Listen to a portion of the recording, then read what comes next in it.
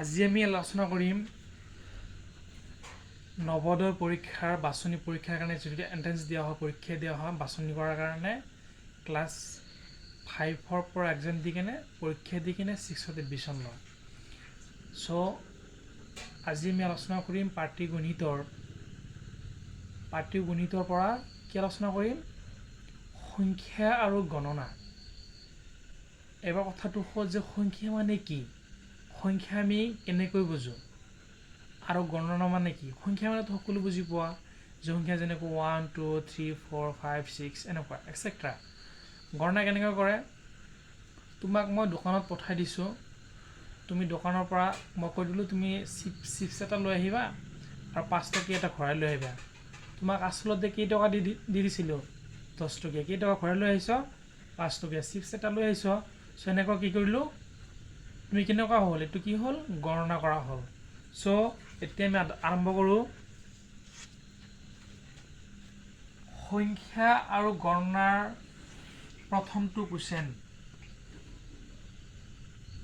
4,2,9 আৰু 7ৰে লিখিব পৰা আটাইতকৈ ডাঙৰ সংখ্যাটো হৈছে অপশ্যন 1ত আছে 7,942, অপশ্যন 2ত আছে 9,427, অপশ্যন 3ত আছে 4,279, অপশ্যন 4ত আছে 9,742।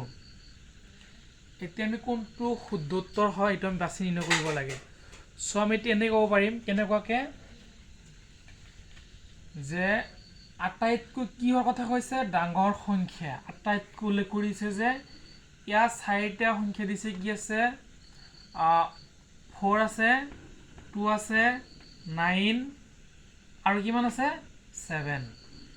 এই সংখ্যা কেইটাৰে লিখিব পৰা আটাইতকৈ ডাঙৰ সংখ্যাটো কি। প্ৰথমতে কোনটো সংখ্যা ডাঙৰ আছে 9টো আছে, 9টো মই আগত বহাই দিলে কি হ'ব 9 লিখিলোঁ। 9তকৈ কোনটো সংখ্যা ডাঙৰ আছে 7, তাতকৈ কোনটো সংখ্যা ডাঙৰ আছে 4, তাতকৈ কোনটো সংখ্যা ডাঙৰ আছে 2। চ' কেই নম্বৰ হ'ব নাম্বাৰ অফ 4 9,742। সকলোৱে বুজি পাইছ, এইটো লিখা।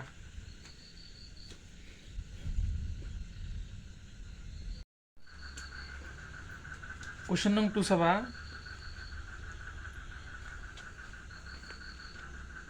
তিনিটা অংকৰে লিখিব পৰা আটাইতকৈ ডাঙৰ সংখ্যাটো হৈছে, যে তিনিটা অংকৰে লিখিব পৰা আটাইতকৈ ডাঙৰ সংখ্যাটো হৈছে, ডাঙৰ সংখ্যাৰ কথা কৈছে। যদি সৰু সংখ্যাৰ কথা কয় তেতিয়াহ'লে কি হ'ব 1000। তিনিটা অংক লিখিব পৰা আমাৰ কিহৰ কথা কৈছে যে তিনিটা ডাঙৰ অংক লিখিব পৰা। ডাঙৰ অংক কি হ'ব, ইয়াত আমি 0 দিছোঁ না নাই, কেনেকৈ দিব লাগিব 999। তিনিটা অংক লিখিব পৰা কি হৈছে আটাইতকৈ ডাঙৰ হৈছে। অপশ্যনত কি আছে 900, 999, 998, 988। কেই নম্বৰ হ'ব 999 কেই নম্বৰত আছে অপশ্যন নম্বৰ 2। যদি তোমাৰ কয় যে 4টা অংক লিখিব কি হ'ব, 4টা অংক হ'লে কি হ'ব, যদি কয় যে 4টা অংকৰ লিখিব পৰা আটাইতকৈ ডাঙৰ সংখ্যাটো কি হ'ব 9999। ঠিক আছে নে, 5টা ক'লে কি হ'ব অনলি এটা 9 দিলে 5টা হৈ গ'ল। সকলোৱে বুজি পাইছ, লিখা। অপশ্যন নম্বৰ কিমান হ'ব 2, 999। আটাইতকৈ ডাঙৰৰ কথা হৈছে, সৰুৰ ক্ষেত্ৰত বেলেগ হয়, ডাঙৰ ক্ষেত্ৰত বেলেগ হয়। সৰুৰ ক্ষেত্ৰত শূন্য বহালে হৈ যায়, ডাঙৰ ক্ষেত্ৰত কি বহাব লাগে 9 বহাব লাগে বুজি পাইছে সকলোৱে লিখা অপশ্যন নম্বৰ 2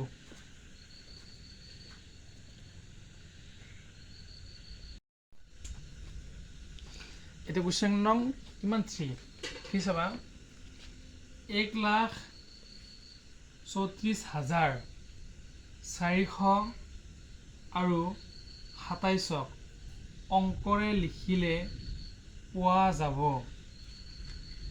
এই কোৱেশ্চনটো আমি কেনেকৈ নিৰ্বাচন কৰিম যে কোনটো হ'ব শুদ্ধ উত্তৰ সো প্ৰথমে চোৱা ইয়াত 1 লাখ আছে ইয়াত প্ৰতিটো নম্বৰত অপশ্যনত আছে ইয়াতো 1 আছে ইয়াতো 1 আছে অপশ্যন 3 তো 1 আছে অপশ্যন 4 তো কি আছে 1 আছে তাৰপিছত কি চাম আমি 1 লাখ চালো তাৰপিছত কি চাম 36,000 34 নহয় 36,000 কেনেকৈ চাম চোৱা 36 থাকিব লাগে ইয়াত 36 আছে নে 1 লাখৰ পিছত 36 আছে নেকি 36 না 33 আছে গতিকে 1 নম্বৰটো কেনসেল হ'ল অপশ্যন নং 3 কি আছে 153 আছে 53 আছে 1 এর পিছত 53 আছে 36 টো আনা 36 টো আনা গতিকে এটি কেনসেল হ'ল এবাৰ আমি নিৰ্বাচন কৰিম অপশ্যন 3 কেনসেল হ'ল 1 কেনসেল হ'ল অপশ্যন নিৰ্বাচন কৰিম অপশ্যন 2 আৰু 4 এর মাজত 1,36,000 ইয়াত 36 আছে ইয়াতো 36 আছে তাৰপিছত কিমান আছে 1,400 আৰু 27ক মানে 400 আছে 400 ইয়াত কিমান আছে ইয়াত 400 আছে নে অপশ্যন 4 ত নাই ইয়াত 400 আছে গতিকে কোনটো হ'ব ইয়াতো 27 আছে ইয়াতো 27 আছে কিন্তু তোমাৰ ইয়াত 527 আছে ইয়াত কিমান আছে অপশ্যনটো কিমান আছে 427 আছে গতিকে অপশ্যন 4 টো নহয় ৰাইট আনসাৰ কোনটো হ'ব অপশ্যন নাম্বাৰ 2 টো সকলো বুজি পাইছো না লিখা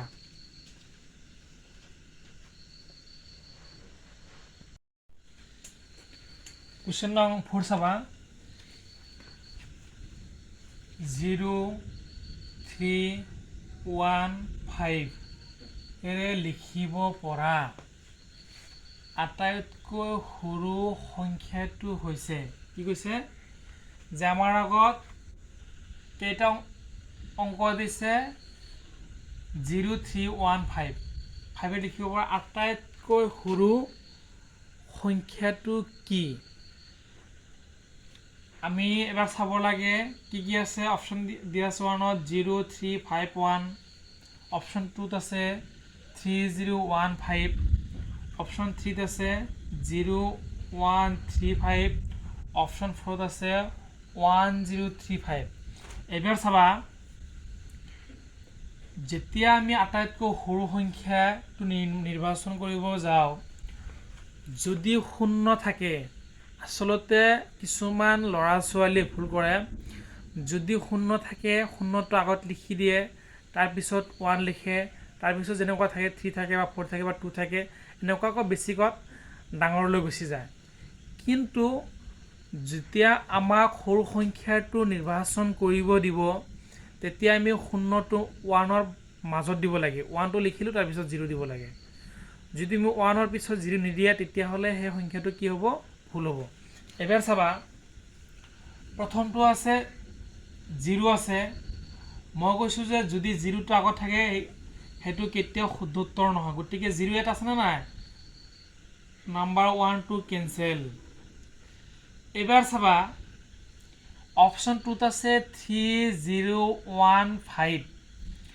যেতিয়া আমি 3 টো আগত আছে এবাৰ চোৱা 3 ডাঙৰ নে 1 ডাঙৰ অবিয়াসলি 3 ডাঙৰ আমাক কোনটো আগত লাগে 1 টো আগতহে লাগে ইয়াত 1 আছে নে নাই গতিকে অপশ্যন 2 টো কেনসেল হ'ল এবাৰ চাবা অপশ্যন 3 0,1,3,5 এটো ঠিকই আছে যে প্ৰথমে 0 আহিছে তাৰপিছত 1 আছে তাৰপিছত 3 আছে 1 তকৈ 3 ডাঙৰ তাৰপিছত 3 তকৈ 5 ডাঙৰ তাৰপিছত কি লিখিছে 0,1,3,5 লিখিছে কিন্তু আসলতে মই কৈছো যে যদি 1 টো প্ৰথমত হল হয় তেতিয়াহে এইটো ৰাইট এনচাৰ ওলাব কিন্তু তোমাৰ 1টো ক'ত আছে মাজত দি দিছে শূন্যটো আগত থাকিলে কেতিয়াও ৰাইট এনচাৰ নহয় সো কি হ'ব অপচন 3টো নহয় কেনসেল এবাৰ অপচন 4টো চোৱা 1টো আটাইতকৈ সৰু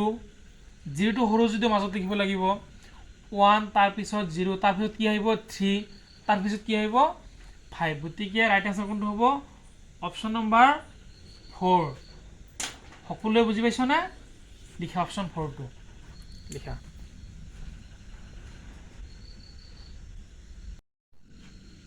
Question number 5 চাবা 4,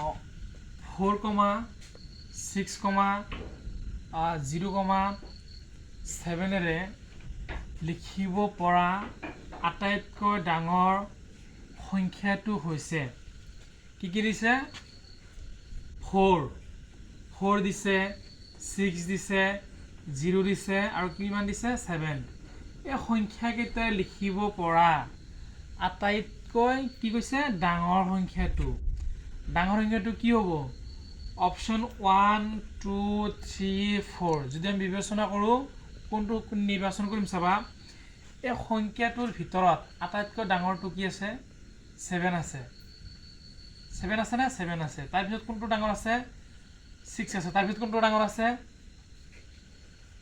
এনেকৈ যদি কোনটো ডাঙৰ আছে 4 আছে তাৰপিছত কোনটো হ'ব 0 আসলতে কি তুমি তেনেকুৱা হ'ব নহয় কেনেকুৱা হ'ব প্ৰথমে ডাঙৰ সংখ্যাটো কি 7 তাৰপিছত কোনটো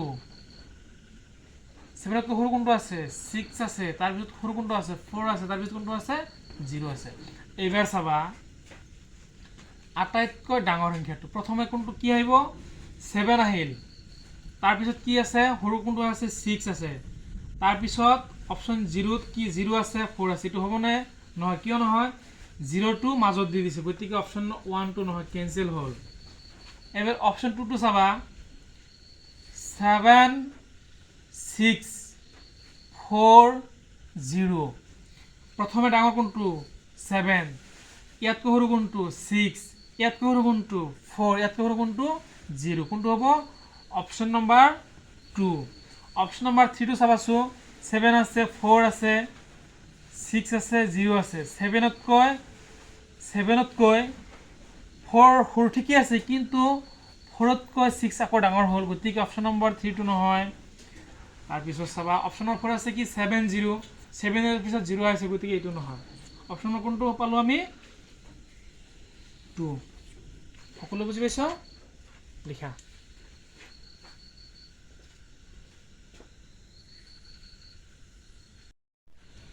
Question number 6 চাবা 9 এৰে আৰম্ভ হোৱা আৰু 4 এৰে শেষ হোৱা যে আৰম্ভণিটো কিমানৰ হৈছে 9 এৰে হৈছে শেষ কিমানৰ হৈছে আৰম্ভ হোৱাৰ 4 এৰে শেষ হৈছে শেষ হোৱা 6টা অংকৰে গঠিত অংক কেইটা থাকিব লাগিব নাম 6 থাকিব লাগিব গঠিত হোৱা আটাইতকৈ ডাঙৰ সংখ্যা কোনটো হ'ব বা আটাইতকৈ ডাঙৰ সংখ্যা হ'ল অপচন 2 চাবা 1 2 3 4 5 6টা ঠিকই আছে 6টা আছে এবাৰ কি চোৱা 9 এৰ আৰম্ভ হৈছে কিমানেৰে শেষ হৈছে 4 এৰে শেষ হৈছে তাৰপিছত চোৱা নাম্বাৰ 4 চোৱা 9 এৰে আৰম্ভ হৈছে 7 এৰে শেষ হৈছে গতিকে এইটো নহয় এবাৰ চাবা ইয়াত আটাইতকৈ ডাঙৰ হ'ব গ'লে ইয়াত 7 7 7 আছে 377 আছে 9 377 আছে আৰু ইয়াত চোৱা অপচন 3 আছে 9 388 34 আছে ইয়াত তিনিটা 8 আছে যদি ইয়াত 34 আছে ইয়াত আকৌ 347 আছে 94 আছে গতিকে কোনটো হ'ব এইটোও নহয় এইটোও অপচন নম্বৰ 3 টো নহয় অপচন নম্বৰ 2 টো নহয় কোনটো হ'ব চোৱা 9 388 74 অপচন নম্বৰ কিমান হ'ব 1 2 হ'ব সকলো বুজি পাইছ না লিখা অপচন কিমান হ'ব 1 2 আটাইতকৈ ডাঙৰ সংখ্যাটো কিমান হ'ব 9 388 74 লিখা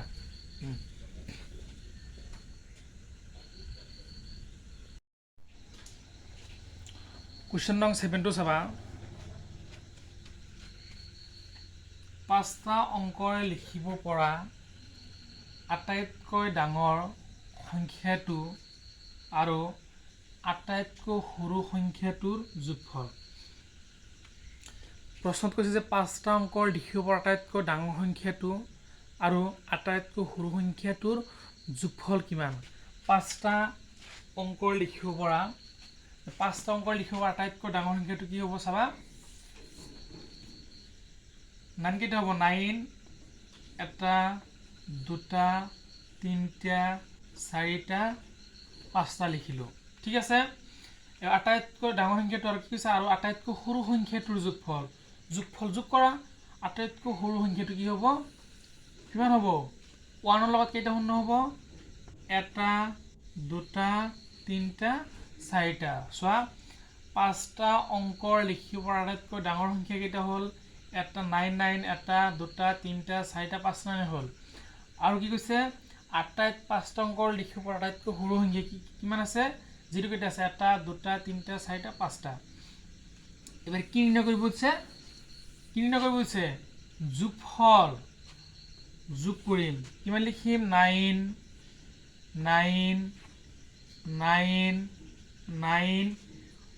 9ৰ লগত সংযোগ কৰিলে কিমান হ'ব? 10। অপশ্যন নম্বৰ কিমান হ'ব? 1 হ'ব। 1099999 সকলোৱে বুজি পাইছ? লিখা।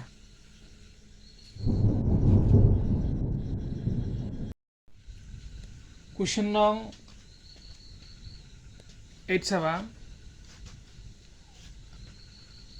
10তকৈ সৰু আটাইবোৰ যুগ্ম সংখ্যাৰ যোগফল হৈছে।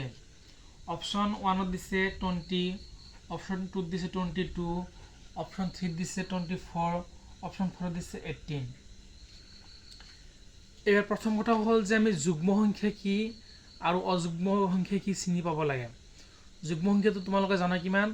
2, 4, 6, 8, 8ৰ পিছত কিমান হ'ব? 10, 12, 14, 16 etc. অযুগ্ম সংখ্যা কি? 1, 3, 5, 7, 9, 11, 13 etc. চ' কি কৈছে যে 10তকৈ সৰু কিমান থাকিব লাগিব? 10তকৈ সৰু থাকিব লাগে। আৰু যুগ্ম সংখ্যা 10তকৈ সৰু যুগ্ম সংখ্যাৰ যোগফল নিৰ্ণয় কৰা। চাবা, 10ৰ তলত থাকিব লাগিব। 10ৰ তলত কি আছে?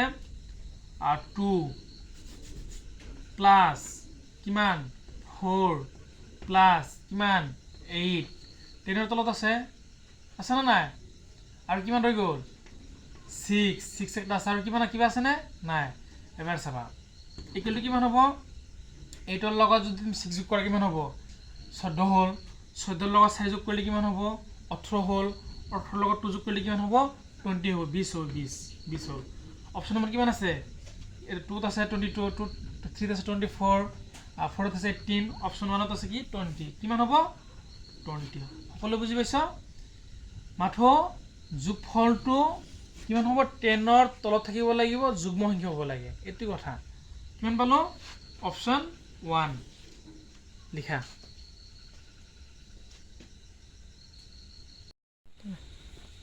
কুৱেশ্যন নং 9 চাবা। 15তকৈ সৰু আটাইবোৰ অযুগ্ম সংখ্যাৰ যোগফল। আমি কি চাব লাগে যে অযুগ্ম সংখ্যাৰ যোগফল কি কি থাকে। এবাৰ চাবা, অযুগ্ম সংখ্যাৰ যোগফল কি থাকে? 15ৰ তলত, অৰ্থাৎ 15ৰ তলত কি কি থাকে? যোগ কৰিব লাগে। চাবা, 1 যোগ 3 অযুগ্ম সংখ্যা, 5 যোগ 7 যোগ 9 যোগ 11 যোগ কিমান? 13। 15টো নহয়, যোগ কৰিলে কিমান হ'ব? ইকুৱেলটো কিমান হ'ব? 40 কিমান হ'ব? 49। অপশ্যন 1ত আছে 47, অপশ্যন 2ত আছে 51, অপশ্যন 3ত আছে 40, কিমান আছে? 49। অপশ্যন 4ত আছে 45, কিমান হ'ব? 49। অপশ্যন 3 লিখা। আজিৰ ক্লাছত কি কি আলোচনা কৰিলোঁ? সংখ্যা আৰু গণনাৰ ক্ষেত্ৰত 1ৰ পৰা লাষ্ট কুৱেশ্যন কিমান আলোচনা কৰিলোঁ 9লৈ আলোচনা কৰিলোঁ নেক্সট ক্লাছত আমি আকৌ আলোচনা কৰিম